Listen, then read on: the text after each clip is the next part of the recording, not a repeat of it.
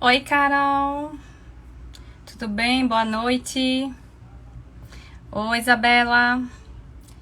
Tudo bem, meninas? Vocês estão me ouvindo bem?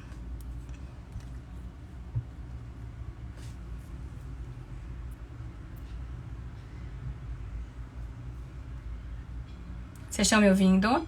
Faz um sinalzinho pra mim, só pra eu ter ideia de que tá todo mundo me ouvindo. Sim, perfeito. Obrigada. Meninas, por favor, compartilhem a nossa live com os amigos nutricionistas de vocês. Vamos aumentar aqui a quantidade de pessoas, vamos aumentar o nosso engajamento. Curte bastante também a nossa live para aumentar a entrega ainda mais, tá bom? Então ajudem a prof de vocês, por favor. Quem daqui estava no workshop na segunda-feira? Vocês conseguiram participar?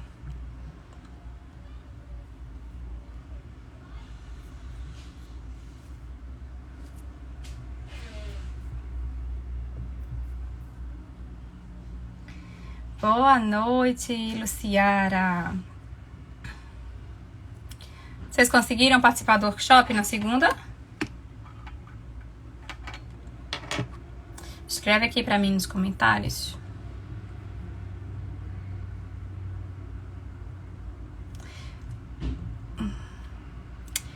Que legal, Carol, que você tava lá. Vai ser colocado a reprise, tá? Lá no grupo do Zap.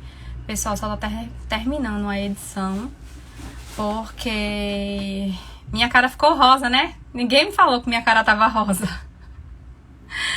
Deu um problema na câmera do meu computador. Eu acho que demorou tempo demais, sei lá o que foi que aconteceu. E minha cara nos 30 minutos finais ficou rosa. Aí o pessoal tá terminando a edição e aí vai colocar. Me disseram que tava rosa o pessoal. A pessoa que tava me dando suporte disse que quem tava assistindo pelo Zoom meu rosto ficou rosa, porque a gente teve dois compartilhamentos, né? Pelo Google Meet e pelo Zoom. E aí me disseram que meu rosto tava rosa.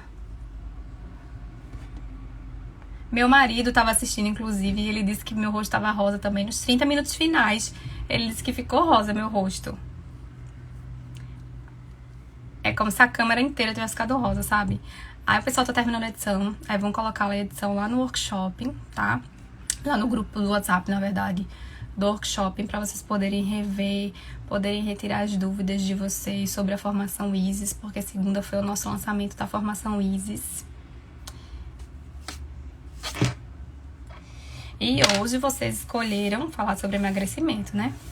A grande maioria, é sempre unânime, a questão do emagrecimento. Tendo em vista todas as dificuldades que às vezes a gente tem com o processo de emagrecimento, é sempre um tema que vocês pedem muito pra gente falar. E aí eu vim trazer alguns pontos específicos, alguns tópicos pra gente poder conversar hoje sobre esses tópicos aqui na nossa live, tá? Lembrando que a live ela vai ficar salva aqui, então vocês vão poder rever. Se tiver algum amigo que não pode estar online aqui agora, vocês podem mandar para enviar para ele depois, para ele poder assistir a nossa live e aí ficar por dentro de algumas coisas relacionadas ao emagrecimento feminino. Antes da gente começar propriamente dito o conteúdo, eu queria saber de vocês. Vocês acham que existe diferença no processo de emagrecimento masculino e feminino? Por que chamar, né? Se é emagrecimento, por que definir emagrecimento masculino e emagrecimento feminino? Vocês acham que tem diferença? Ou, na verdade, o tema aqui da nossa live deveria ser só emagrecimento?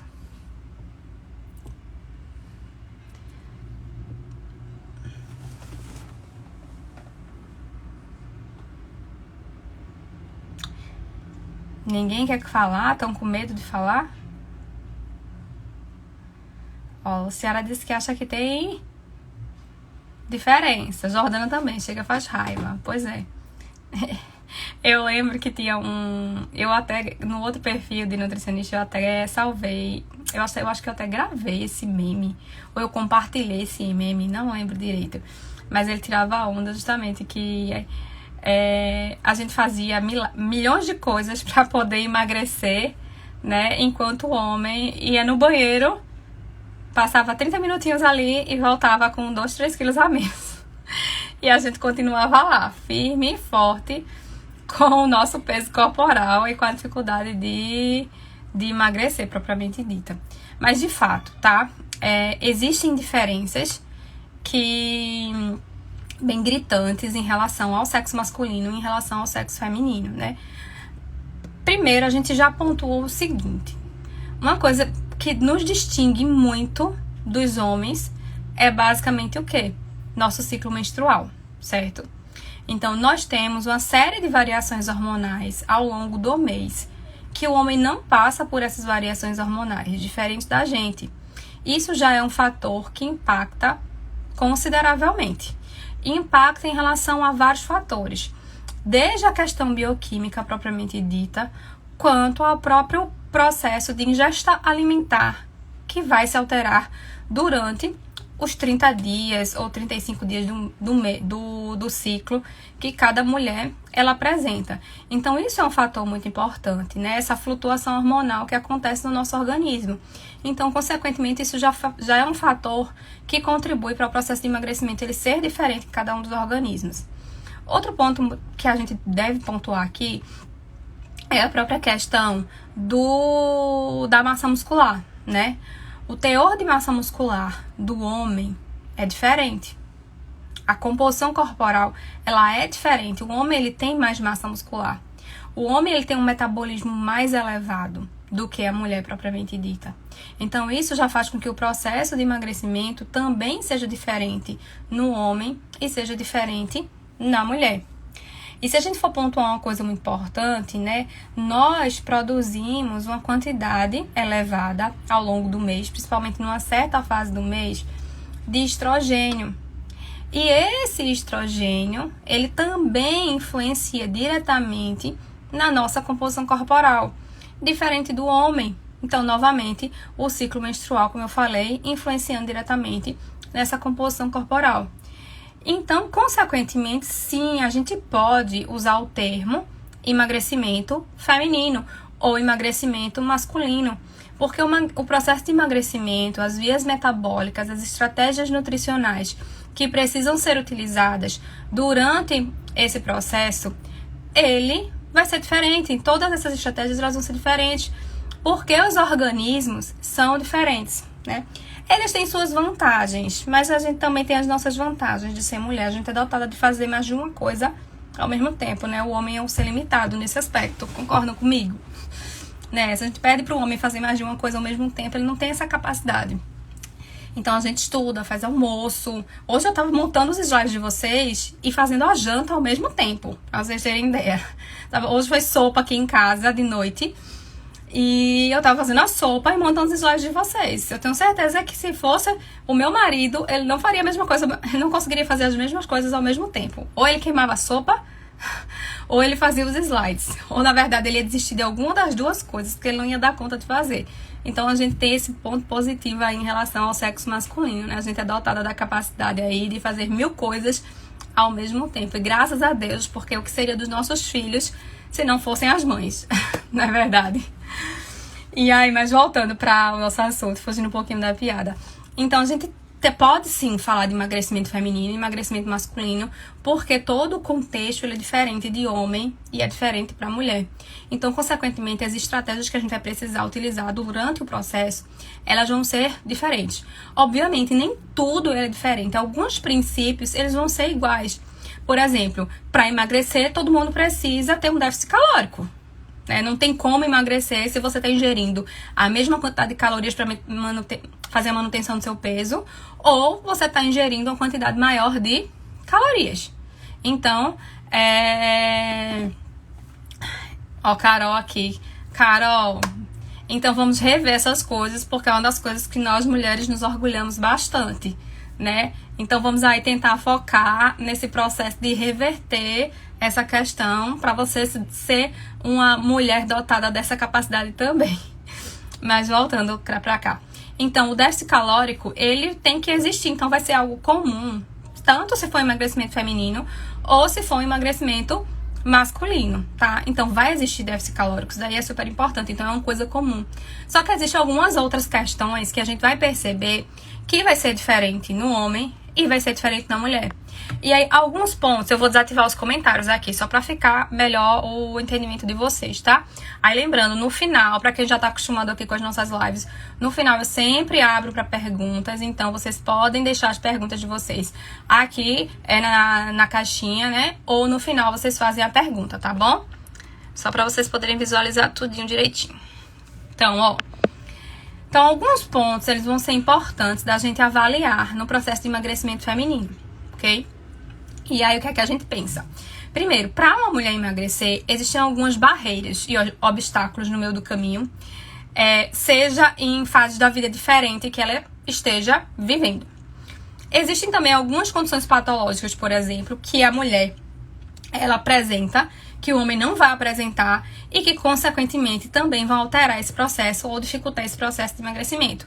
Então, existem alguns obstáculos ao processo de emagrecimento feminino. A gente tem a questão aí da resistência à insulina, tá? Que, querendo ou não, vai ser algo comum para os dois sexos nesse ponto. A gente tem aí o hipotireoidismo, né? Que é muito mais prevalente nas mulheres do que nos homens. Apesar de homem poder desenvolver como qualquer ser humano, né? O hipotireoidismo, nas mulheres é maior a prevalência de desenvolver a patologia, né? Mulher sofre muito mais com o comer emocional, né? Do que o homem.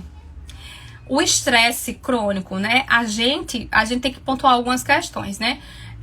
A gente sempre escuta muito, não, mulher é muito estressada, a mulher às vezes tem pavio curto.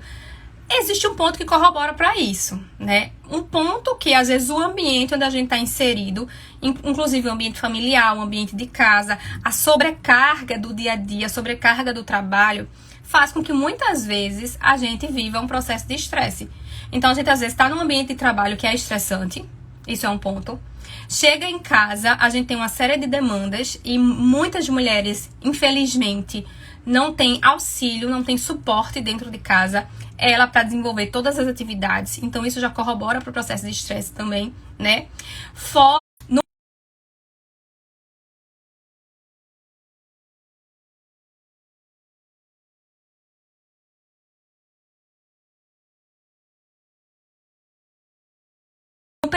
que não tá detalhado aqui, tá? Mulheres que têm predominância estrogênica, elas são mulheres mais irritadas, mais estressadas, porque isso é uma característica do excesso de estrogênio no corpo. Então, a mulher que tem alteração hormonal com excesso de estrogênio, ela vai ser uma mulher muito mais irritada, muito mais estressada, vai ser uma mulher muito mais pavio curto do que as outras. E, consequentemente, né, a gente pode ter alteração de predominância de estrogênio, mas a gente pode também ter as doenças que são de predominância de estrogênio. Adenomiose, endometriose, mioma, pólipos, tá? Essas patologias, quando a gente vai pensar, vamos traçar o perfil de uma mulher, o perfil comportamental de uma mulher que apresenta essas patologias. Então, se vocês conhecerem alguém, ou se vocês tiverem algum paciente, alguma mulher nesse sentido, podem questionar para elas. Elas vão ser pessoas que vão dizer para vocês que elas se irritam com muita facilidade, né? E que isso tende a piorar de forma muito excessiva no período menstrual ou pré-menstrual. Por quê? Porque são mulheres que têm excesso de estrogênio. E o estrogênio, ele estimula muito o glutamato no nosso corpo, que causa muita excitabilidade. Então, essas mulheres são mulheres que vão, consequentemente, ter uma influência muito importante do estresse nesse processo de emagrecimento. Então, vai dificultar. Não sei quem me segue no outro perfil do nutricionista, eu fiz até um Reels falando que a endometriose engordava. E estava justamente associada a toda essa questão. Ao comer emocional é um dos fatores que a gente percebe muito nessa mulher, por essa desregulação hormonal. Nesse caso, a gente vai ter mulheres que fadigam, elas sentem uma fadiga muito grande no corpo, porque é característica da doença também. Então, muitas dessas mulheres, elas sentem dor, inclusive fazendo exercício físico. Então, muitas vezes elas não fazem, elas param de fazer exercício físico, porque certos movimentos, principalmente movimentos que mexem com a pelve dessa mulher, é desconfortável, é doloroso, que ela não consegue nem concluir o exercício físico, para vocês terem ideia. Então, tudo isso, né, esse comer emocional dessa mulher, a inatividade física, o próprio processo inflamatório do organismo, que a doença está associada, e esse excesso de estrogênio faz com que muitas mulheres elas caminhem para obesidade. Isso não é que toda mulher com endometriose ela vai ser uma mulher obesa, mas existe uma tendência a desenvolver quando a doença, obviamente, ela não está sob controle, tá? A gente vai ter a síndrome pré-menstrual, né? A gente sabe que tem uma correlação muito importante. Nessa fase a gente vai perceber, eu vou conversar com vocês sobre cada ponto desses detalhadozinho. Só tô fazendo um panorama geral para vocês entenderem, tá? A gente tem a questão da síndrome pré-menstrual, que é um momento também que influencia muito no comportamento alimentar dessa mulher. A síndrome dos ovários policísticos, né? Se a gente pegar aí 70% das mulheres portadoras de síndrome dos ovários policísticos, elas são obesas, tá? E hoje a gente sabe que 10% da população feminina no mundo tem síndrome dos ovários policísticos. Não existe um estudo que diga pra gente, um estudo epidemiológico que dê uma previsão se isso tende a aumentar no futuro ou não. Mas hoje a gente sabe que a grande maioria das mulheres que tem SOP são mulheres obesas. E aí, consequentemente, o que acontece muitas vezes é o seguinte: a mulher ser obesa, não saber que tem SOP, às vezes passa por várias estratégias nutricionais de emagrecimento, não dá certo esse processo de emagrecimento dela, e aí depois de um tempo é que ela vai descobrir que ela tem a síndrome dos ovários policísticos. Aí sim começam as estratégias nutricionais que são mais assertivas para se fazer o tratamento do processo de emagrecimento dessa mulher. Porque é diferente, se eu pego uma pessoa obesa, que teoricamente não tem uma patologia associada, e eu pego uma outra obesa, que tem uma série de patologias associadas, os tratamentos eles vão ser diferentes. São obesas? São. Mas são tratamentos diferentes. É por isso que a gente sempre faz o tratamento centrado no indivíduo e não na doença. Então, existem as estratégias nutricionais gerais e muitas vezes que a gente aprende dentro da graduação, né, o tratamento da obesidade. A gente vê tudo muito geral dentro da graduação, por exemplo, né? Então, a gente vê aquele olhar de tratar a doença e não de tratar muitas vezes o indivíduo. Então, vai ser diferente. São pessoas obesas com histórias diferentes e fatores que motivaram ao desenvolvimento da obesidade diferente. Então, consequentemente, vamos ter condutas diferentes que vão ter que ser aplicadas nessas mulheres, tá? A gente tem o próprio processo da menopausa, tá?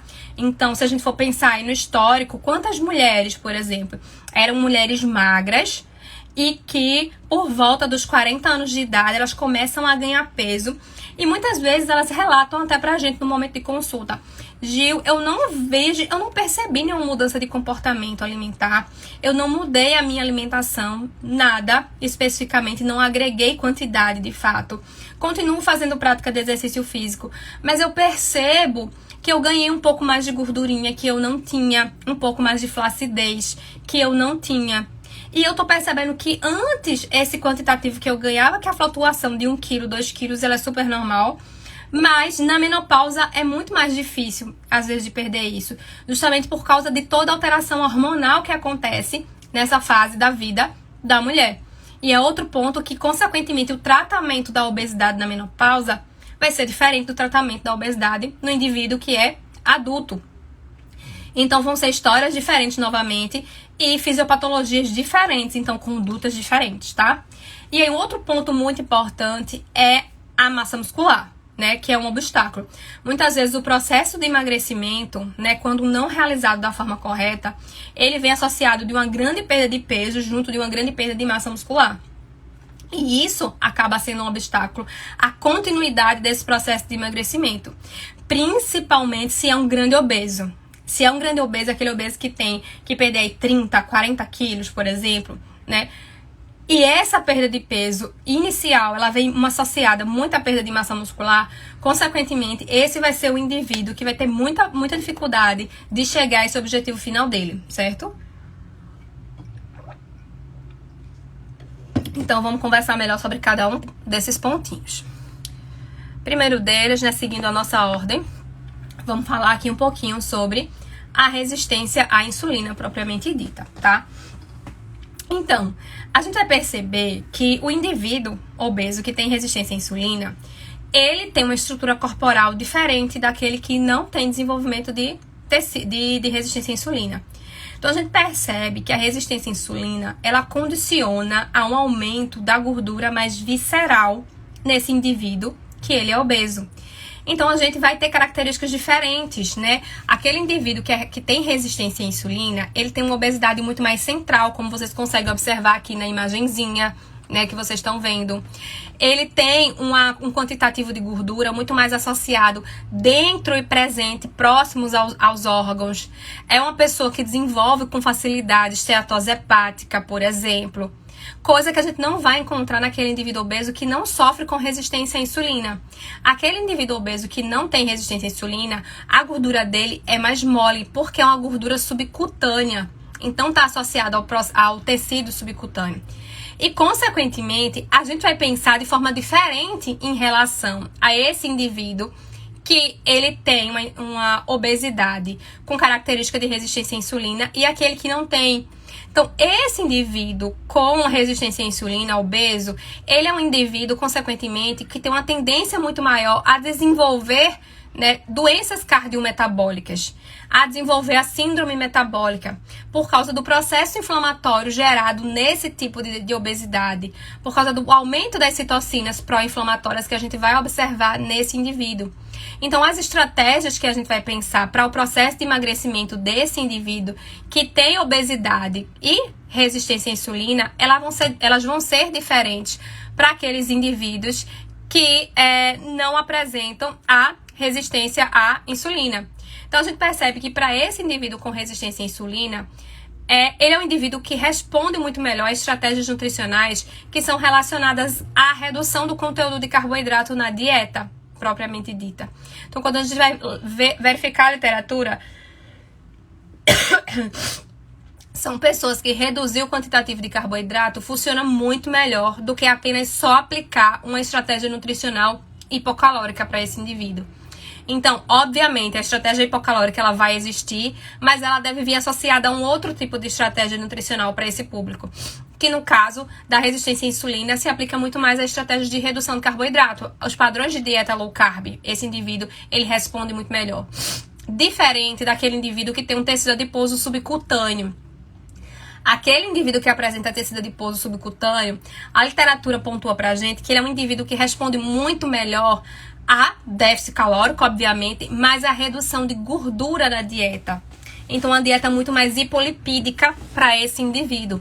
Então, percebe que fazer a anamnese e avaliação do organismo, do corpo do seu paciente, né? Olhar para aquele corpo, tocar naquele corpo, tocar naquele abdômen, naquela estrutura corporal e delimitar qual é esse tipo de adiposidade que esse indivíduo tem, vai influenciar na estratégia nutricional que você vai selecionar para o seu paciente.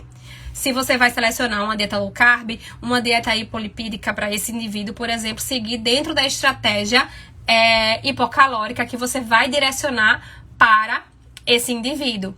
Então, olhem, peguem, apalpem. Eu sei que muitos de vocês talvez trabalhem única e exclusivamente dentro do consultório com bioimpedância e não façam avaliação de composição corporal, pegando as dobras, pegando o tecido do paciente e o corpo do paciente.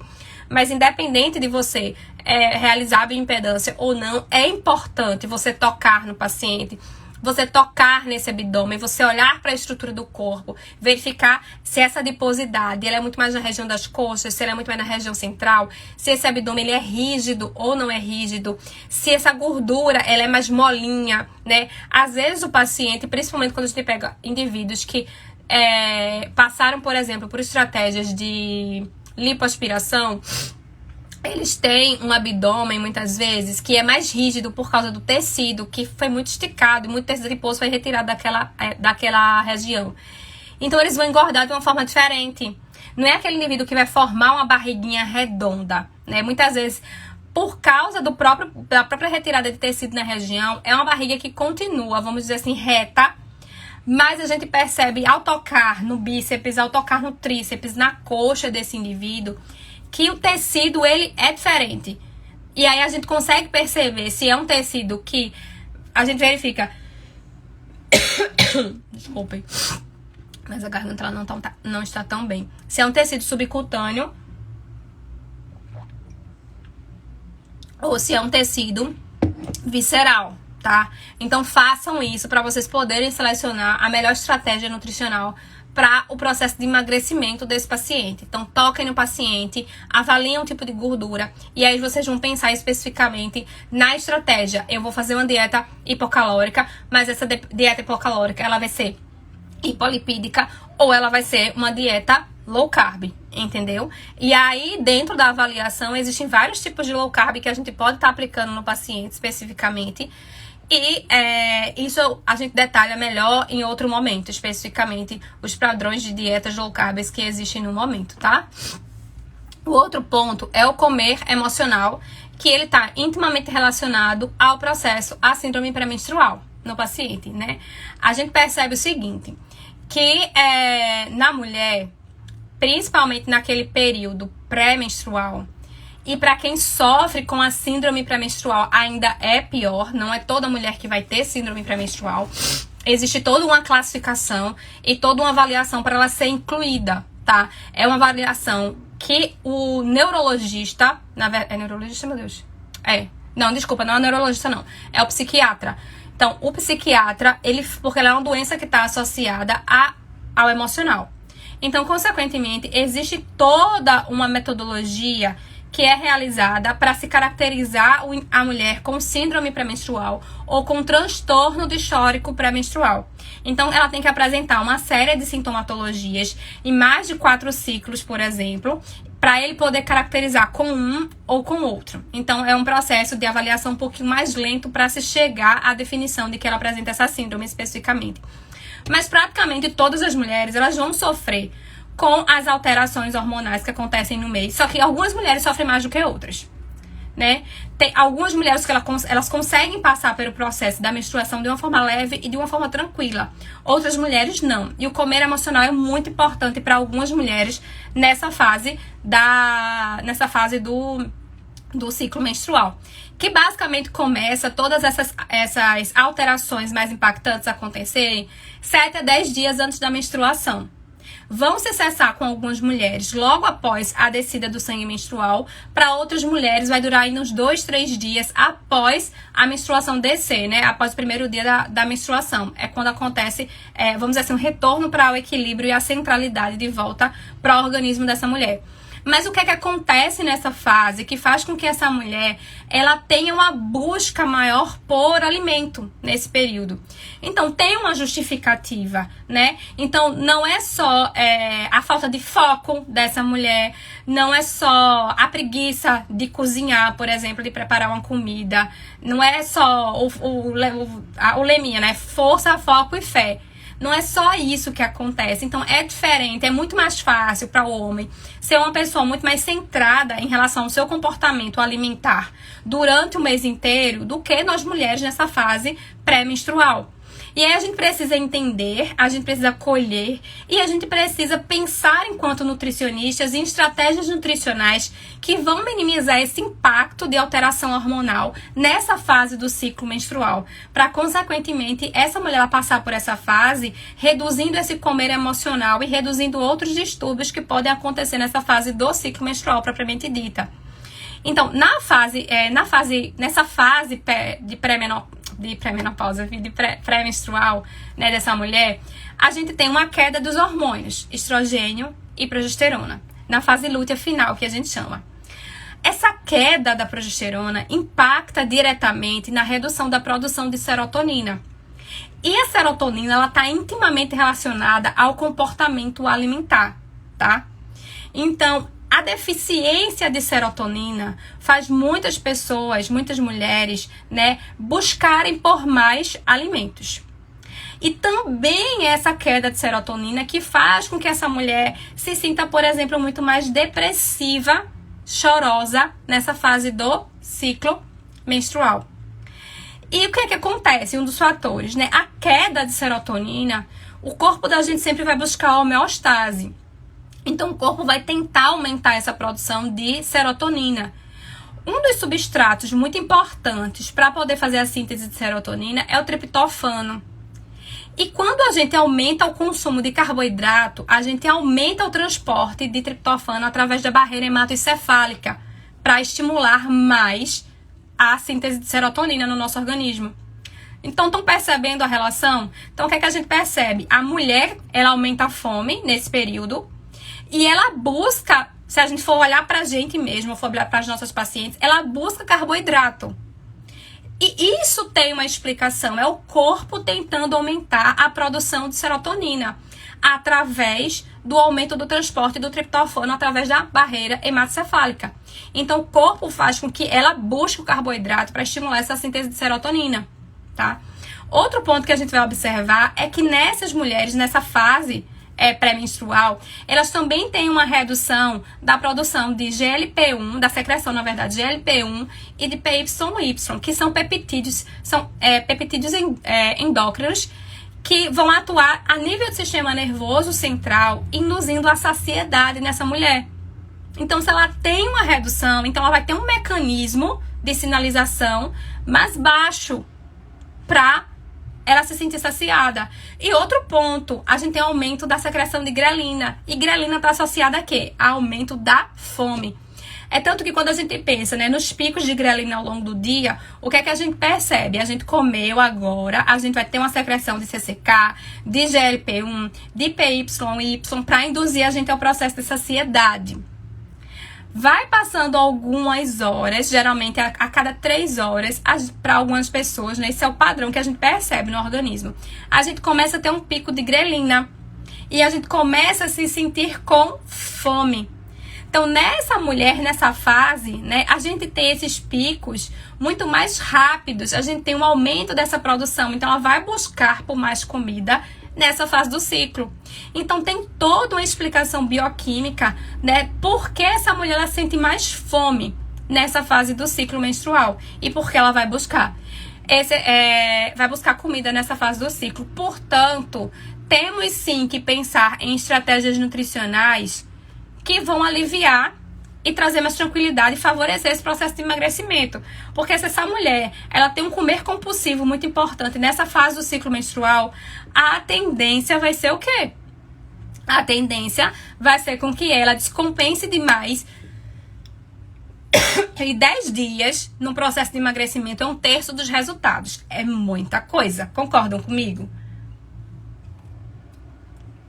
Então, a gente não pode deixar essa mulher com esse comer emocional muito importante nessa fase do ciclo menstrual, em hipótese nenhuma. Então, a gente precisa pensar em estratégias. Então, para essas mulheres, principalmente, que a gente percebe que esse comer emocional ele é muito importante nessa fase do ciclo, essa busca por carboidrato, essa busca por carboidrato refinado é muito importante.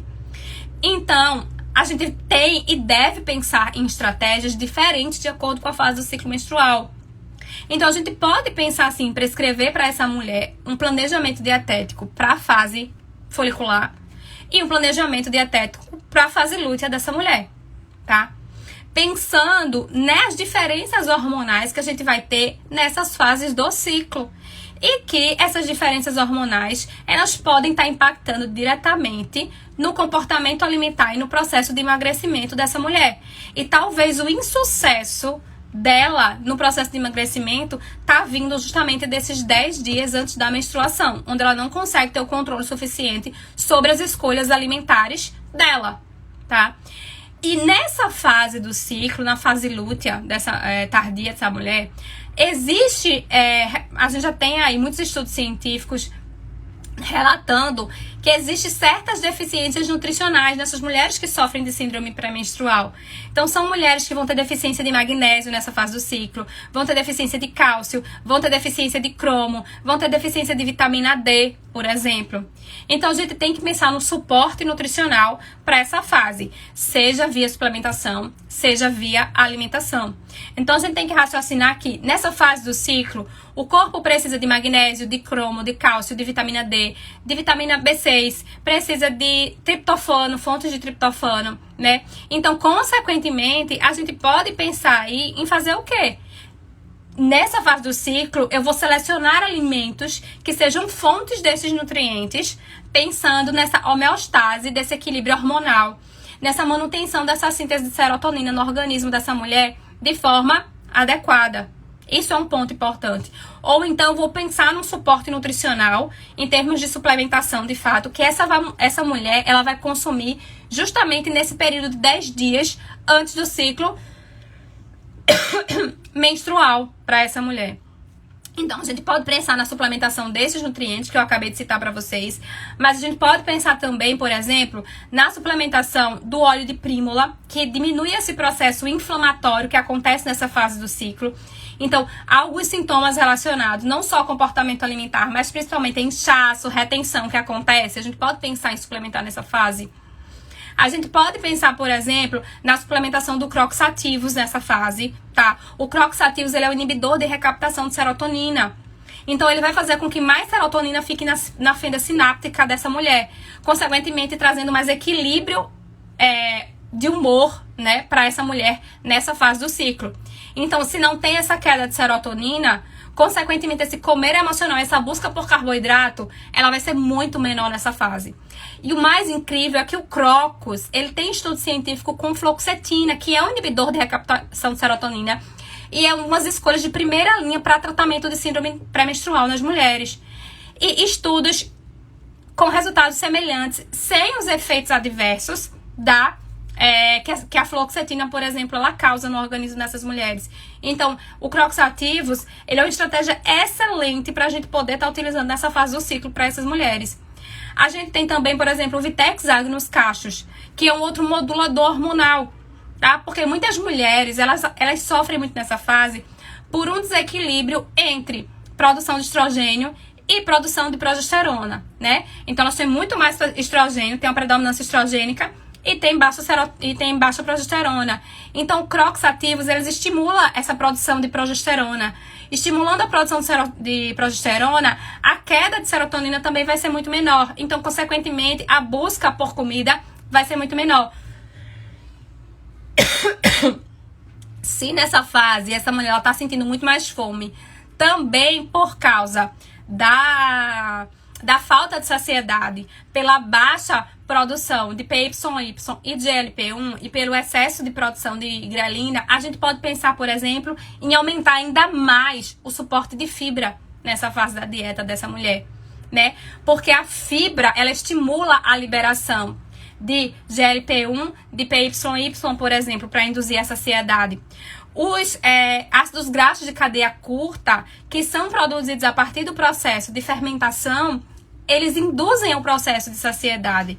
Então, a gente pode pensar em estratégias ou propriamente de suplementação de fibra ou aumentar muito mais, né, fibra nesse momento. Incluindo alimentos que são fontes de fibra, incluindo psyllium, farelo de aveia. Nessa fase é muito bom a semente de gergelim e a semente de girassol, porque elas têm esses nutrientes que são importantes para a produção de progesterona nessa fase do ciclo. Então, é muito interessante também, por exemplo. Então, existem várias estratégias que a gente pode estar utilizando para fazer essa modulação. Dá trabalho, minha gente, prescrever dieta para mulher? Dá trabalho. Se a gente quer fazer um trabalho diferenciado, a gente não quer ser igual a todos os outros profissionais e a gente quer ter um valor de consulta acima da média, né? Consequentemente, a gente tem que fazer justo por isso. Você não vai cobrar o seu valor de consulta porque você acha justo você receber X. Não, não é assim. Você acha justo receber X porque você entrega para isso. Mas se você não entrega para isso, não faz sentido. Então, consequentemente, muitos casos a gente vai ter que fazer mais de um tipo de estratégia nutricional. Quantas vezes eu calculei 2, 3 cardápios diferentes para paciente no consultório? Vai ter paciente que não vai ter necessidade, vai ser só um cardápio só. Então, a gente vai fazendo aquele equilíbrio. No momento, a gente vai ter um pouco mais de trabalho para um paciente, no outro, a gente vai ter menos trabalho. E assim é o fluxo do profissional que, de fato, ele quer ser um profissional diferente e que ele quer receber por isso. Então, para essa mulher que eu tô falando aqui especificamente, você precisa prescrever para ela um cardápio para fase folicular e outro cardápio para fase lútea, porque senão não vai funcionar. Você não vai ter resultado nesse processo de emagrecimento dessa paciente, entenderam? Então, isso é um ponto. Vamos falar de outro aqui agora. O hipotireoidismo. Então, os hormônios da tireoide, eles são responsáveis, né, por manter também todo um equilíbrio hormonal no nosso corpo. E também por manter um equilíbrio na produção e secreção de adipocinas pelo tecido adiposo. Então, se vocês estiverem vendo aqui nessa ilustraçãozinha, vocês vão perceber aqui que está mostrando basicamente o seguinte, que o hormônio da tireoide, ele atua sobre o tecido adiposo para manter a homeostase entre leptina, resistina e adiponectina, né? Consequentemente, quando a gente tem uma alteração nessa secreção de T3 e de T4 decorrente de um hipotireoidismo, a gente vai ter uma alteração nessa secreção de adipocinas pelo tecido adiposo. Consequentemente, a gente vai ter um organismo mais inflamado e mais resistente à leptina. Sem contar que o T3 e o T4 é extremamente importante para a manutenção de um metabolismo mais ativo no nosso organismo. E o que é que a gente percebe no organismo dessas mulheres, tá? Mulheres com hipotireoidismo, elas acabam tendo um metabolismo muito mais lento e elas acabam tendo um corpo mais inflamado e com a secreção de adipocinas alterada no organismo dessas mulheres. E, consequentemente, com uma resistência à leptina. E o que é que a literatura pontua pra gente? Que não é necessário essa mulher chegar a um diagnóstico de hipotireoidismo de fato, né? Muitos médicos, na verdade, é protocolo médico de fato, dentro do guideline deles. A caracterização com hipotireoidismo vai acontecer quando essa mulher apresenta um TSH acima de 6. E acima de 6 é que eles vão entrar, talvez, com medicação para essa mulher.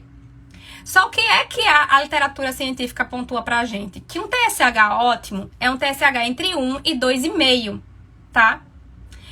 E o que é que a literatura ainda pontua mais pra gente? Que aumentos discretos nesse TSH já é o suficiente para aumentar o risco de obesidade ou a ocorrência de obesidade. Nesse estudo aqui, por exemplo, que tem para vocês, ele pontua, né, ele traz o histórico de todo um levantamento epidemiológico que ele fez de mulheres durante 5 anos de estudo. E ele pontua pra gente que um TSH acima de 3,6 já foi correlacionado com maior índice de MC acima de 30, para vocês terem ideia. Então, a gente pontua que não precisa, de fato, a gente ter um hipotireoidismo instalado na paciente para a gente verificar uma maior tendência ao ganho de peso e à obesidade. Sabe aquele hipotireoidismo subclínico que a gente fala muito e que o médico muitas vezes tá nem aí para esse hipotireoidismo subclínico? É dele, principalmente, que a gente tá falando. E tá assim, ó, cheio de mulher com hipotireoidismo subclínico, que a gente vai avaliar o TSH e esse TSH tá acima de 2,5 e tá sendo negligenciado. E o pior, muitas vezes, é que a cada ano esse TSH ele tá aumentando, só que ele não tá chegando ainda num ponto de diagnóstico de hipotireoidismo. Mas concorda comigo, se ele todo ano ele tá aumentando, tem alguma coisa errada. E que algo já deveria ser revisto dentro desse contexto. Talvez não uma medicação especificamente, mas uma orientação para o paciente mudar o estilo de vida e pensar nos cofatores que são importantes para a produção de T4 e produção de T3.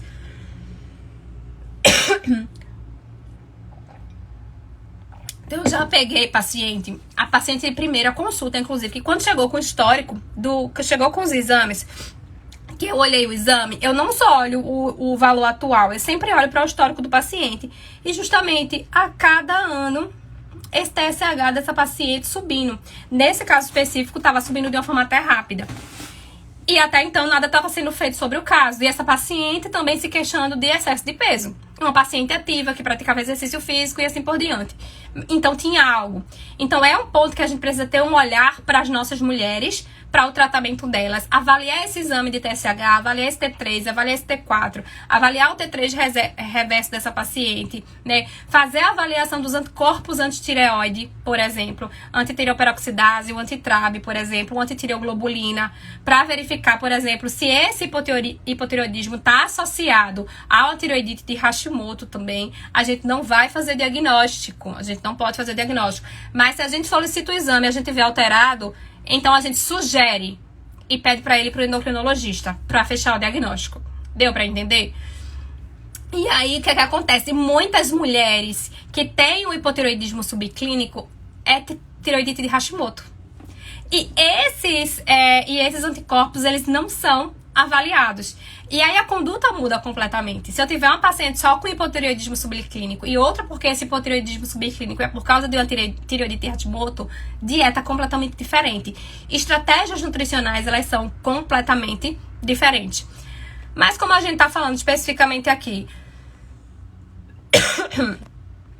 do hipotireoidismo, né? Aqui eu coloquei pra vocês um quadro pra facilitar a vida do que é importante para essa síntese de T3 e de T4, né? O que é importante a termos nutricionais para a conversão de T4 e de T3, tá?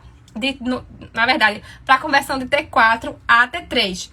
Então, para a gente produzir T3 e T4, a gente precisa de iodo, de ferro, de cobre, de tirosina, de magnésio, de vitamina A. Como é que tá o suporte nutricional dessa mulher? Como é que tá a dieta dessa mulher? Como é que tá os exames bioquímicos? Quantas mulheres aqui, ela tem sangramento excessivo, perde muito ferro no período pré-menstrual, estão com ferritina abaixo de 30. Vocês acham que a função tireoidiana ela vai estar normal? Não vai estar normal. Então essa produção TSH, essa produção T3 e T4 vai estar alterada. E aí, isso está intimamente relacionado a quê? Está intimamente relacionado à deficiência de ferro. E que impacta, consequentemente, já é outra correlação que não tem nada a ver com a obesidade aqui, mas já pegando, que impacta diretamente na fertilidade dessa mulher. E se essa mulher tiver síndrome dos ovários policísticos, está tudo relacionado. É muito prevalente síndrome dos ovários policísticos, ter hipotireoidismo e ter tireoidite de Hashimoto. E ela ser infértil por causa desse desequilíbrio que acontece entre esses hormônios tireoidianos, por exemplo, nessa fase. Então, a mulher que tem redução de T3 e T4, ela não menstrua. Porque a função ovariana, ela está intimamente relacionada à função tireoidiana. Então, eu vou contar um relato de uma paciente de endometriose, que a gente está trabalhando a questão da fertilidade dela, especificamente aqui. Então, era uma paciente com endometriose, que ela tinha um sangramento muito pequeno. Já não começa errado daí. Endometriose, muitas vezes, tem um fluxo sanguíneo muito grande pelo excesso de estrogênio no organismo. Então, o fluxo dela era um fluxo que vinha pouquíssimo, vinha basicamente borra, aquilo bem escuro para essa paciente, tá? A gente começou o tratamento dela, tudo certinho, bonitinho. Ela não conseguiu fazer os exames de imediato, ela não tinha plano de saúde, então não são exames que são baratos, né? Quando a gente pede todo um perfil hormonal da paciente, então ela precisou se prover, vamos dizer assim, para poder conseguir fazer esses exames. Fizemos o primeiro mês. Ela teve uma evolução assim maravilhosa no primeiro mês, porque era um paciente com endometriose com muito sintoma de trato gastrointestinal. Então, nesse primeiro mês, a gente fez o trabalho de quê? Lembra dos pilares que eu mostrei pra vocês no workshop em quem tava? Que o primeiro era justamente o equilíbrio hormonal. E aí a gente trabalhava modulação intestinal, detoxificação. Então, foi isso que a gente fez nesse primeiro momento. Ela teve uma melhora absurda de todos os sintomas e o rastreamento metabólico dela ficou maravilhoso. Mas a menstruação, do mesmo jeito. Nenhuma mudança. Passamos para o segundo mês. Mudei todas as estratégias dela, incluí alguns nutrientes e tal. Ela continua evoluindo, mas a menstruação, do mesmo jeito. No terceiro mês, aí eu virei pra ela e fiz... meu Deus, como era o nome dela? É uma paciente online também, eu tô vendo. Priscila, do Rio de Janeiro, ela. Aí eu, Priscila, a gente precisa desses hormônios. Mesmo que a gente demore um pouquinho pra se ver de novo, pra você poder conseguir fazer ele, porque eu sei que tem um custo e tal, a gente deixa essa consulta um pouquinho mais pra frente, pra você conseguir fazer esses exames e a gente poder avaliar esses exames. Dito e feito, Priscila fez os exames dela, né, me mandou os exames. Quando eu olhei os exames, ferritina lá embaixo, TSH e T4, minha gente, lá embaixo. Aí Priscila não estava menstruando, por quê? Por causa da função tireoidiana, hipotireoidismo subclínico, ferritina baixa dela. Então, o que foi que eu fiz para Priscila? Eu suplementei algum fitoterápico para Priscila para estimular esse sangramento dela? Nenhum. Prescrevi suporte nutricional para tireoide. Eu só prescrevi para Priscila nutrientes. Como eu já sabia mais ou menos qual era o período do mês que ela menstruava, mandei mensagem pra Priscila semana passada. Priscila, e aí como é que foi a menstruação? Aí ela disse, normal. Estão vendo? Que às vezes é só... Sabe aquele meme que a gente vê? Às vezes é seu cansaço, a sua fadiga, é falta de vitaminas, é falta de mineral. Mas é justamente isso. Priscila não estava menstruando porque a tireoide dela não estava funcionando direito. Porque tem a deficiência de ferro, tem a deficiência de magnésio, tem a deficiência de nutrientes para fazer essa tireoide funcionar de forma adequada. E aí a menstruação dela veio normal, sangramento normal, coloração normal, tudo certinho agora na menstruação de Priscila. Então são alguns detalhes que fazem a diferença, que se a gente conhece melhor, a gente estuda melhor e se aprofunda, pequenas soluções, elas vão fazer um resultado muito significativo no contexto da paciente. Então, aqui a gente tem, né, os nutrientes que são importantes para a produção de T3 e T4, mas o T3 a gente sabe que é a forma ativa, né? A gente precisa conseguir converter T4 a T3. Muitas pessoas têm uma produção de T4 normal, mas tem uma produção de T3 baixa, porque não consegue fazer essa conversão de forma adequada. E quem vai atuar nos nossos tecidos, nos nossos receptores que a gente tem no organismo inteiro, é T3. E aí, para as deodinases que convertem T4 em T3 conseguirem funcionar, elas precisam de selênio e elas precisam de zinco. Então, se o paciente tem um zinco baixo no sangue, consequentemente, ela não vai ter suporte nutricional. Se ela não tem suporte de selênio, ela também não vai ter suporte nutricional, tá? E para essas pessoas que a gente vai observar uma atividade imunológica, que aí a gente tem a tireoide de Hashimoto, por exemplo, a gente tem que ficar muito atento aos níveis de vitamina D, tá? E a saúde microbiana, porque influencia diretamente na tireoidite de Hashimoto. Faz esse processo de imunomodulação. Além de outras questões nutricionais também, que a gente precisa estar atento para algumas exclusões e inserções alimentares nessa paciente que sofre com tireoidite de Hashimoto, para a gente poder baixar esses níveis de anti-TPO nessa paciente, ok? Hoje a live tá um pouquinho mais longa, né? Porque são muitos detalhes. Mas a gente tem mais 4 tópicos ainda pra ver, tá? Vamos falar de estresse agora. Outro ponto. Então, o que é que o estresse faz? Estimula a liberação crônica de cortisol no nosso corpo. Excesso de cortisol no nosso corpo, o que é que ele faz? Aqui a gente consegue ver também bem ilustradozinho na imagem. Ele altera a função do tecido adiposo marrom e altera a função do tecido adiposo branco. Então, ele faz com que esse tecido adiposo, por exemplo, marrom, se converta em esse tecido adiposo branco. Ele diminui o gasto energético desse tecido adiposo, tá? Ele diminui a quantidade de mitocôndrias nesse tecido adiposo. Ele induz ao processo de inflamação via produção de citocinas pró-inflamatórias, via ativação do NF-κB, que estimula a transcrição de mais citocinas pró-inflamatórias a nível nuclear. E isso corrobora para a inflamação no organismo, isso corrobora para o excesso de peso e para a síndrome metabólica, como vocês estão vendo. Quantas pessoas têm excesso de cortisol no organismo justamente porque se estressa com tudo o tempo inteiro, né? Novamente, a mulher com predominância estrogênica, a mulher com adenomiose, a mulher com endometriose, por exemplo, que tem uma predominância estrogênica e tem uma tendência maior a se estressar com mais facilidade. Ou aquela mulher que de fato é pavio curto, né? Então, o estresse crônico, o ambiente de trabalho, o ambiente de casa, às vezes é o problema que está fazendo essa criatura não emagrecer. E que se a gente não modular esses níveis de cortisol no organismo, consequentemente, esse quadro inflamatório vai ser persistente. E a obesidade, ela é uma doença inflamatória. A gente precisa reduzir o processo inflamatório no organismo dessa paciente.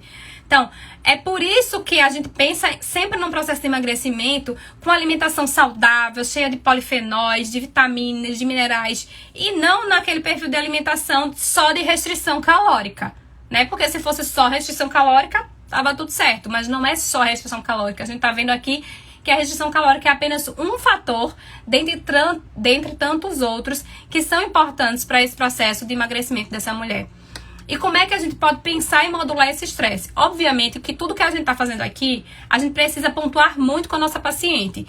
Isso daqui é o paliativo. É para a gente poder controlar, de fato, e minimizar o dano.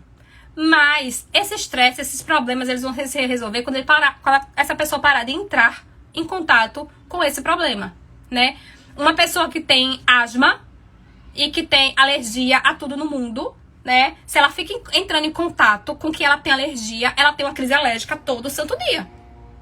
Então, se essa mulher, ela tem algo pontual que tá acontecendo na vida dela, que tá promovendo estresse, se isso não for resolvido, ou sair de perto dela, ela sair de perto do que tá causando estresse nela, esse estresse crônico, ele vai continuar. Então, isso é extremamente importante a gente frisar com a paciente, né? Porque o tratamento integrativo, ele visa todas essas questões, né? Visa a gente também trabalhar um pouquinho o emocional. A gente não é psicólogo, mas a gente precisa dar algumas orientações e que, se for necessário, a gente oriente, de fato, a busca de auxílio para essa paciente, tá? Mas é importante trabalhar esse emocional. E aí eu coloquei para vocês aqui 4 estratégias que modulam os níveis de cortisol e que a gente pode estar pensando em utilizar nessa paciente que apresenta níveis de cortisol elevado. Que é a Withania sonifera, também chamada de ashwagandha, que é o ginseng indiano, o ginseng feminino, tá? Excelente para modulação de cortisol, para modulação da função ovariana também. A gente tem o relora, tá? A gente tem a rhodiola rósea e a gente tem a vitamina C. Vitamina C em quantidades mais elevadas, ela baixa cortisol. Então, uma estratégia aí de um nutriente natural que a gente pode pensar, talvez fracionar ao longo do dia no organismo dessa mulher para ela fazer o consumo, para poder estar modulando esses níveis de cortisol, ou a gente pode escolher alguma outra estratégia. Lembrando que tudo isso aqui é para minimizar o processo de estresse, mas não é o que vai resolver.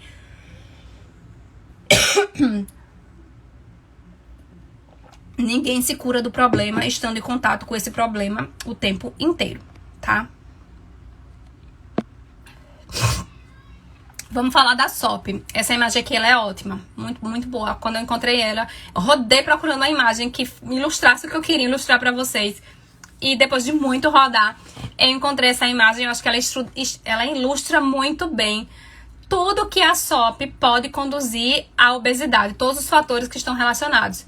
Então, a gente olhando pra cá especificamente, se vocês chegarem perto mais um pouquinho, vocês vão conseguir olhar melhor a imagem, tá? Ou depois vocês quiserem rever a live para vocês anotarem todos os pontinhos. E aí sim, vocês poderem ver melhor a imagem. Porque vocês podem ampliar, ver direitinho e assim por diante. Mas aqui, por exemplo, ele pontua pra gente o seguinte. O que é que a gente encontra numa mulher com síndrome dos ovários policísticos? A gente encontra o hiperandrogenismo, tá? Excesso de produção de andrógenos no organismo dessa mulher. Essa mulher, ela produz muita testosterona. Essa mulher, ela produz muito DHT. A gente tem um desequilíbrio nessa produção de hormônios androgênicos, de hormônios estradiol e progesterona. E isso faz muitas vezes essa mulher caminhar para quê? Caminhar para a ansiedade e caminhar para a depressão. Então, o hiperandrogenismo contribui para isso, tá? E justamente a mulher ansiosa e muitas vezes deprimida, né, não é cada mulher com depressão, ansiedade, ela vai ter um comportamento diferente. Mas é comum que na paciente com síndrome dos ovários policísticos, ela aumente a vontade de comer, tá?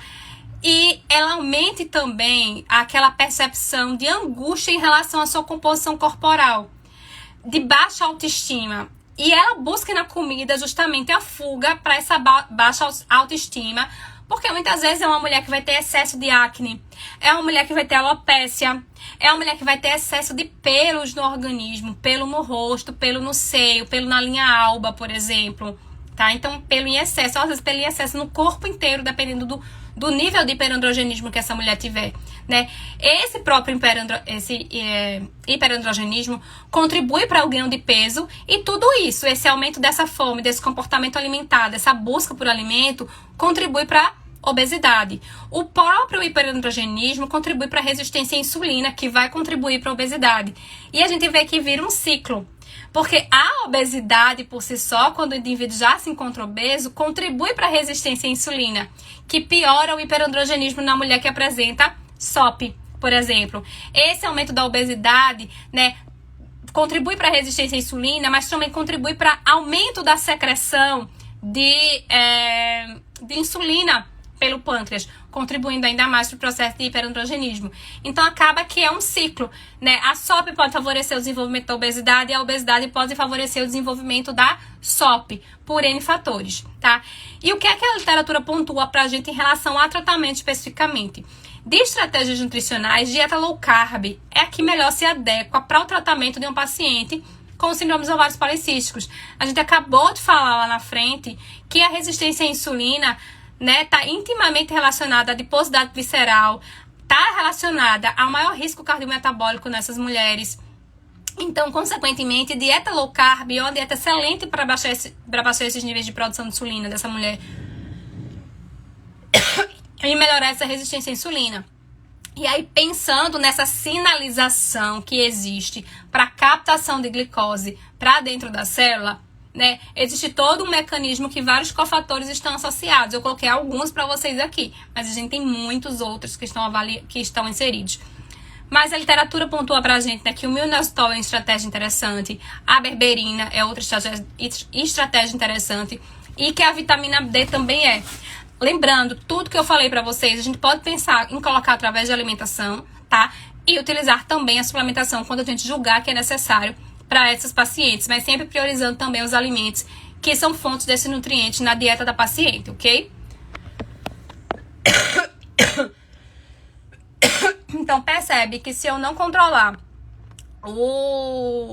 a SOP da paciente que é obesa, ela não vai emagrecer? Que se eu não controlar o hiperandrogenismo da paciente que é obesa com SOP, ela não vai emagrecer? E que aí eu também preciso pensar em estratégias nutricionais que baixem os níveis de LH, de testosterona e de DHT no organismo dessa paciente. Então, o tratamento vai ser diferente, minha gente. Não dá pra generalizar todo obeso com o mesmo tipo de estratégia, porque depende do quadro desse paciente. E por isso que é tão importante a gente entender de saúde da mulher. Porque para cada paciente, dependendo da patologia que ele apresenta, da história dele, condutas diferentes vão ser necessárias de serem tomadas. E, consequentemente, às vezes o paciente não atinge o resultado que a gente deseja, porque a gente não está tratando da forma correta, porque a gente não conhece a forma correta de tratar esse paciente, ok? Deixa eu ver aqui o outro ponto que eu trouxe pra vocês. Menopausa. Pronto, falta só 2. Fiquem aí comigo que ainda tem coisa pra gente ver. Tá? Mas só faltam 2. Hoje a live ficou um pouquinho mais longa. Então, menopausa. Não era nem essa imagem que eu queria mostrar pra vocês. Eu já trouxe a solução do problema. Eu queria mostrar o problema primeiro. Deixa eu trocar aqui. Ou eu esqueci de baixar ela. Ah, não. Tá aqui. Não, eu esqueci de baixar. Então, o que é que a gente tem acontecendo no organismo da mulher que apresenta, que está na fase da menopausa? Que toda mulher vai passar por isso. Os dados científicos pontuam pra gente que mais ou menos daqui a uns 10, 15 anos, a maior população feminina vai ser 35 mais, tá? O climatério, ele começa, hoje o que a gente percebe, ele não começa 3 anos antes da menopausa. Ele começa muito antes. Então, para a literatura, muitas mulheres aos 35 anos, elas já entraram no processo de climatério. Então, eu sou uma dessa que me incluo. Fiz 35 anos agora em maio. Então, o climatério, ele acontece muito antes. E mesmo com a menopausa, esse climatério, ele continua muito tempo depois. Então, acredita-se que, em média, uma mulher viva mais ou menos 12 anos no climatério. E aí a gente tem uma série de alterações que acontecem no organismo durante essa fase. Então, nesse processo, a gente tem o quê? A gente tem um declínio da taxa metabólica basal. A gente tem um declínio, muitas vezes, para algumas mulheres, que eu acredito que essa imagem nesse artigo, ele é um artigo de hoje, mas eu acredito que mais pra frente a gente vai ter uma reconfiguração desse esquema. Porque hoje a gente percebe um declínio da atividade física. Mas, né, a nossa geração, que é a geração que vai estar na menopausa lá na frente, é uma geração muito mais ativa. Então, acho que talvez isso mude no futuro. Mas hoje é o que a gente percebe. É um declínio da taxa metabólica basal, é um declínio da atividade física nessas mulheres. A gente tem uma insuficiência ovariana, né? A depressão da função ovariana. O ovário, ele não funciona mais de forma eficiente. E aí a produção hormonal desse ovário também não acontece de forma mais eficiente. Então a gente tem uma deficiência da produção de quê? De estrogênio nessa fase da vida. E a gente tem um excesso de andrógenos. E aí, isso contribui para quê? Isso contribui para uma alteração na homeostase do nosso gasto energético. E isso faz com que a gente tenha mudanças na composição corporal, com que a gente aumente o peso, a gente aumente o conteúdo de gordura no nosso corpo, a gente aumente a adiposidade visceral. E isso faz com que a gente perda a massa magra também. E que venha a dificuldade de perder peso nessa fase da vida, que é o que muitas mulheres passam por isso. Isso aqui, essas alterações que eu tô apontando aqui pra vocês, elas só são relacionadas ao ganho de peso. A gente poderia falar de uma outra série de alterações que acontecem nessa fase da vida, que vão desenvolver osteoporose, alterações cardiovasculares, hipertrigliceridemia, hiperglicemia que acontece nessa fase da vida. Então, são vários pontos que essas alterações hormonais contribuem para uma série de fatores associados nessa mulher que está na fase da menopausa, né? Mas é que a gente está focando em emagrecimento. Então, esse declínio de essa alteração hormonal, junto com esses pontos que eu falei para vocês, da inatividade física e do declínio da taxa metabólica basal e do excesso de andrógenos no organismo dessa mulher, contribui para esse quadro que faz ela ganhe peso com facilidade e tenha dificuldade de perder peso também. Então, nessa mulher na fase da menopausa, a gente tem que pensar muito em otimização dessa taxa metabólica basal dessa paciente. Eita, minha água acabou aqui. Minha garganta vai ter que aguentar até o final. Então, a gente tem que pensar o que? Em biogênese mitocondrial. O centro de tratamento da mulher na menopausa é biogênese mitocondrial. E aqui nessa imagem é justamente uma imagenzinha mostrando uma série de nutrientes que são importantes para favorecer a biogênese mitocondrial. Porque favorecendo a biogênese mitocondrial, a gente favorece o aumento da taxa metabólica basal. Favorecendo a biogênese mitocondrial, onde é que acontece a oxidação de gordura, minha gente? É dentro da mitocôndria. Então, a gente precisa aumentar a quantidade de mitocôndrias que tem no organismo dessa mulher na menopausa. O próprio déficit cognitivo que acontece na menopausa nessa fase, inclusive, está associada a essa perda mitocondrial. Então, estimular isso melhora até a parte cognitiva da mulher que está na menopausa. E aí a gente precisa, nessa fase, pensar numa dieta do Mediterrâneo. A gente pode pensar aí na suplementação de berberina, a gente pode pensar na suplementação de inositol também, para modular essa resistência à insulina que a gente vai encontrar nessa mulher nessa fase. A gente tem um outro ativo, que é o hormona, que é um conjunto de substâncias, de compostos bioativos. A gente vai ter isoflavona, a gente vai ter derivado de brássica, por exemplo, dentro dele. A gente vai ter vitamina E dentro dele, que modula de uma forma geral vários pontos do desequilíbrio hormonal no organismo dessa mulher, tá? A gente pode pensar no croxativos, porque nessa fase a gente encontra também a mulher sofrendo muito se sentindo deprimida, né? Justamente por estar em desconforto com essa composição corporal. Para muitas mulheres é algo muito significativo, né? Que causa de fato uma baixa autoestima muito importante nessas mulheres e comprometem de fato a qualidade de vida delas, tá? E a gente pode pensar, por exemplo, no outro ativo que eu coloquei aqui, que é a capsaicina, né? Que é o ativo que está presente na pimenta vermelha e que estimula a termogênese no nosso corpo. Então é isso que a gente precisa na mulher na menopausa. Estimular a termogênese, biogênese mitocondrial, melhorar a atividade mitocondrial de uma forma geral, tá? E último ponto, perda de massa muscular. Então, no processo de emagrecimento, manter a massa muscular ou estimular o ganho de massa muscular é fundamental, tá? A perda de massa muscular de forma excessiva, ela está intimamente relacionada a um resultado ruim no processo de emagrecimento dessa mulher. Um emagrecimento não saudável e uma facilidade maior dessa mulher entrar no efeito platô. E é isso que esse primeiro artigo ele tá falando pra gente. Ele tá falando pra gente que a perda de massa muscular muito exacerbada durante o processo de emagrecimento faz com que essa mulher entre num processo de homeostase muito rápido. Essa homeostase de restrição energética muito rápido, de homeostase de gasto energético muito rápido nessa mulher. Então a gente precisa manter essa massa muscular.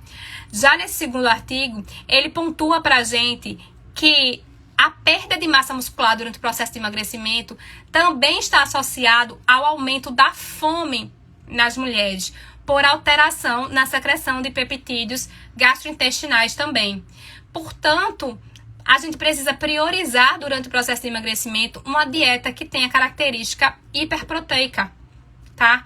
Porque uma dieta hiperproteica vai ser responsável por garantir saciedade, vai ser responsável por garantir manutenção dessa massa muscular ou vai estimular o ganho dessa massa muscular de forma ligeiramente discreta, né? Essa mulher não vai hipertrofiar absurdamente no processo de restrição calórica, tá? E além desse gasto energético, né? Além dessa questão da gente conseguir manter essa massa muscular, a gente vai também conseguir manter essa taxa metabólica estável ou crescente nessa paciente, se a gente consegue, por exemplo, aumentar esse quantitativo de massa muscular durante esse processo de emagrecimento. Então é fundamental que a dieta ela seja hiperproteica e não normoproteica, independente do outro tipo de estratégia que você vai escolher para sua paciente. A dieta, na distribuição de macronutrientes, ela precisa ser hiperproteica. A gente precisa priorizar essa perda de massa muscular. E quando a gente percebe que essa perda de massa muscular ela passou do limite, a gente precisa parar o processo de emagrecimento e, consequentemente, fazer o reganho dessa massa muscular para, assim, a gente conseguir ter um sucesso no tratamento e ter um emagrecimento que aconteça de forma saudável e contínuo nessa paciente, ok? Então, meus amores, era justamente isso que eu tinha para passar hoje para vocês em relação ao conteúdo de emagrecimento, né? Se a gente fosse detalhar, tem uma infinidade de pontos dentro de cada um ponto desse que a gente poderia passar aqui horas e horas e horas conversando, porque emagrecimento ele é um mundo, né? E ele é muito importante e ele precisa muitas vezes, né, a maioria da nossa população tem sobrepeso, a maioria da nossa população ela tem obesidade. Então, muitas mulheres que nos buscam, elas buscam justamente para isso, para poder emagrecer, tá dentro de uma composição corporal que ela se identifique e que ela se sinta confortável e que ela goste. Então, a gente precisa tratar, né, as duas questões que elas às vezes nos buscam de forma interrelacionada. E aí, entendendo a condição clínica que talvez que essa paciente possua, né, junto com o processo de emagrecimento, a gente consegue casar os dois tratamentos sem que um influencie no outro, ok? Isso daí é super importante. Dúvidas? Vou desativar aqui, quer dizer, ativar novamente os comentários. Vocês têm alguma dúvida?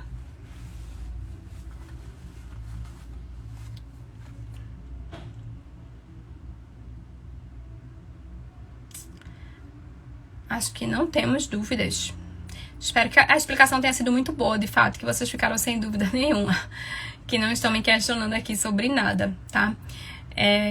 Espero que vocês tenham gostado da nossa live, foi muito bom aqui. A gente tem muito conteúdo, de fato, para falar sobre o processo de emagrecimento, tá?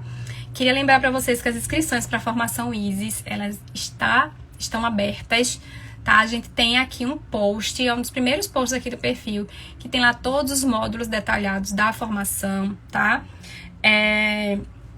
Lembrando que a gente tem aí todo um conteúdo super completo para trabalhar com o público feminino. Então, se você quer trabalhar com o público feminino, o nosso conteúdo da formação vai te dar todo o arcabouço que é necessário para isso. Seja para trabalhar com o processo de emagrecimento propriamente dito, né? Ou para trabalhar a questão da hipertrofia muscular nessa mulher, ou pra gente pensar em casar as estratégias que são nutricionais de uma forma geral, né? Como eu pontuei pra vocês, muitas vezes a paciente nos procura para emagrecimento, mas ela tem SOP, ela sofre com TPM, ela tem adenomiose, ela tem candidíase, ela tem uma vaginose, e a gente pode fazer muito pela nossa paciente, e às vezes a gente pode fazer muito mais por ela do que um médico. Algum paciente. Então, às vezes, algumas condutas que a gente pensa em prescrever para as nossas pacientes, que a gente aprende na nutrição esportiva, elas não se adequam quando a paciente apresenta alguma patologia dessa. E a gente precisa justamente entender os dois lados, para poder ponderar e aí fazer uma conduta muito mais assertiva para a nossa paciente. Então, colocando para vocês, ontem mesmo, uma futura paciente, né, na verdade, entrou em contato porque ela descobriu síndrome dos ovários policísticos agora, tá tentando engravidar, e ela não consegue engravidar. E aí ela me mandou mensagem justamente por quê? Porque ela disse que viu que eu trabalhava tanto a questão estética quanto a questão da condição clínica que ela apresentava no momento. Que ela falou pra mim, ó, eu quero melhorar eu pratico exercício físico, meu marido, ele é personal, e eu quero ganhar massa muscular e eu quero alinhar os dois tratamentos, né? Melhorar minha composição corporal também e o tratamento da fertilidade, especificamente. E aí é isso que a gente vai começar a fazer agora, no caso dela especificamente, né? Trabalhar a questão da fertilidade e trabalhar a hipertrofia muscular, depois que eu fiz a avaliação, né? Pra gente ver sempre, o paciente vem com aquele objetivo, mas às vezes o objetivo não é necessariamente o que o paciente apresentava. E aí a gente deveria conduzir, né? E aí a gente vai começar o tratamento dela. E aí são condutas completamente diferentes, tá? Por exemplo, vou dar um exemplo aqui pra vocês. Hipótese nenhuma, uma paciente de fertilidade pode fazer low carb restrita, pode fazer dieta cetogênica. A gente tem comprovação científica que dieta low carb e dieta cetogênica prejudica a função ovariana e diminui a fertilidade. Então, se essa paciente viesse pra mim, por exemplo, com obesidade e resistência à insulina, jamais, por mais que fosse a indicação, como eu pontuei aqui pra vocês, eu iria prescrever pra ela uma dieta cetogênica ou uma dieta restrita em carboidratos. Eu tô com um caso clínico bem assim, de uma paciente que de endometriose, que a gente tá trabalhando a melhora da fertilidade dela, porque ela passou por uma FIV que deu errado, e aí ela veio pra mim justamente e agora pra trabalhar, pra fazer tudo de uma forma mais tranquila e passar por tudo de uma forma mais leve e que, se Deus quiser, quem sabe, não ter que fazer uma nova FIV e engravidar de forma natural. E ela tem uma resistência à insulina bem elevada. E a resistência à insulina impacta diretamente na fertilidade. Mas eu não posso colocar ela numa dieta low carb e em uma dieta cetogênica de jeito nenhum, porque aí eu vou estar piorando uma outra coisa que a gente precisa trabalhar e, de fato, o principal objetivo dela não é nem estético 100%. É, de fato, melhorar a questão da fertilidade e poder engravidar, entenderam? Então, esse casamento, ele é interessante. As inscrições, a gente tá conversando em relação à equipe, como é que vai ficar essa questão das inscrições, para quem perguntou aqui, tá? Teoricamente, as inscrições com o valor promocional que eu divulguei no workshop, que eu acho que tá R$ 997, se eu não me engano é isso. E pode parcelar ele em 12 vezes esse valor.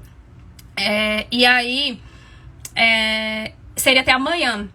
Mas como a gente teve problema com a reprise, a gente quer colocar lá no grupo a reprise de novo para o parcial ver o workshop, tudo direitinho, ver tudo certinho, todas as informações, eu acho que vai prorrogar um pouquinho. Não tenho certeza, tá?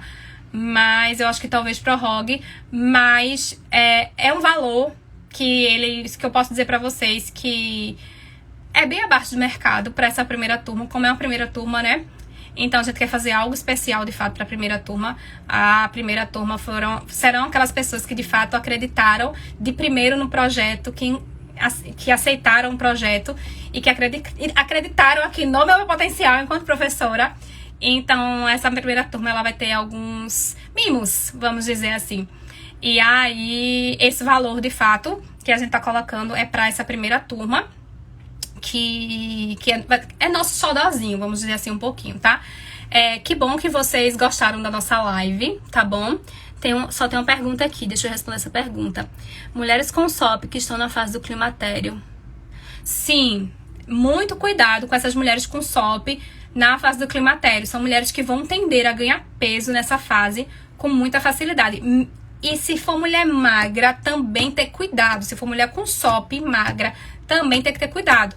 Porque, vejam só, essas alterações, elas vão acontecer independente se é obeso, independente se é magro. É algo fisiológico. Nossos lindos ovários, eles vão parar de funcionar.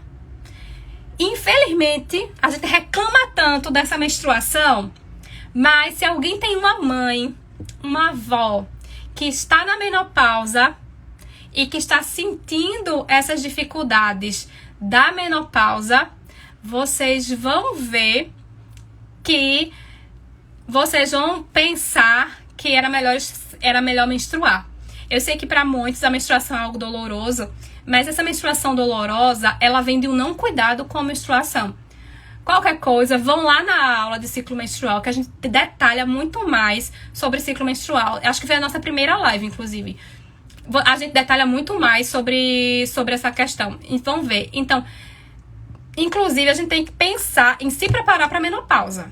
Se você quer passar por ela de forma mais calma, de forma mais tranquila, então a gente tem que pensar na nossa paciente dentro desse contexto também. Se ela já é uma paciente que a gente acompanha de muito tempo, em preparar ela para esse momento, para que todas essas alterações elas não impactem na qualidade de vida da paciente. Porque impacta de fato. A gente viu aqui só a questão da obesidade, minha gente. Mas a questão a quantidade de alterações orgânicas que podem acontecer na mulher na menopausa, elas são muito grandes. E tem muita mulher que sofre muito com essa fase da vida, que não aguenta esses fogachos, que tem uma sudorese excessiva demais, que tem uma insônia horrível, né? Eu tenho uma paciente que eu já acompanho ela há um certo tempo. Ela passou 2 anos sem vir pra mim, tá? E ela voltou pra mim esse ano. Por que ela voltou pra mim esse ano? Entrou na menopausa. E aí eu questionei, perguntei pra ela, você estava seguindo o planejamento dietético que eu te prescrevi desde o iniciozinho? Ela sempre foi uma pessoa muito certinha. Era uma mulher sempre foi uma mulher com peso adequado, composição corporal adequada. Ela nunca foi aquela mulher definida, sabe? Porque nunca era o objetivo dela. O objetivo dela era ter um percentual de gordura normal. Que tá de boa, tudo tranquilo. Isso pra cada um ter seus objetivos. Segundo ela estava seguindo tudo certinho. Ela continuava nesses 2 anos. Tem as fugidinhas, que são poucas, todo mundo come alguma coisa fora da dieta. Ninguém segue uma dieta 100%, isso é uma utopia, não é verdade? Então, ela disse, não, tenho minhas fugidinhas, mas eu sigo a dieta, eu continuo fazendo exercício físico com o personal do mesmo jeito. O que aconteceu? Pré-diabética e hipercolesterolemia. Ela me buscou por causa disso. E por tudo que ela me relatou, a gente não encontrava nenhuma justificativa para essa hiperglicemia, né, esse pré-diabetes, e esse colesterol elevado. Qual é a justificativa? Menopausa. Porque nessa fase da vida é comum as mulheres acabarem, pelas alterações hormonais, desenvolvendo dislipidemia e desenvolvendo resistência à insulina. E aí a gente fez todo um contexto dietético para ela, de suplementação, tudinho, pra ela fazer. Ela vai voltar pra mim dia 21 desse mês agora, pra gente reavaliar de novo com os exames tudinho, e aí ver o programa nutricional, qual foi o impacto que teve no tratamento dela, o que é que a gente vai precisar alinhar. Então a gente vai passar por isso. Toda mulher vai passar por isso. E a gente, quanto profissional, pode atuar dentro desse nicho também, né? A gente fala aí o nicho saúde da mulher, mas existem subnichos pra quem, inclusive, quer vamos dizer, especialista do especialista, né? Quantas nutricionistas são nutricionistas só de SOP, só de endometriose, só de menopausa, de mulheres que têm 40 a mais. Eu já vi várias na internet que são nutris de 40 a mais. E é um público crescente. Vamos, como eu falei pra vocês, daqui a pouco a maior parte da população feminina vai ser 35 mais. Então a tendência é a gente ter um envelhecimento e a gente precisar estar preparado para cuidar de nós mesmas e das nossas pacientes, que elas, graças a Deus, elas vão envelhecer conosco, porque a gente vai ser o nutri da vida delas, a nutri da vida delas, certo? Então, Pamela, me chama no direct, por favor, e eu te passo as informações sobre a formação ISIS, tá bem? Quem quiser, tiver alguma dúvida também, pode me chamar no direct. Tem alguns aqui que tem meu WhatsApp, pode falar comigo também, que aí a gente conversa da melhor forma possível, tá?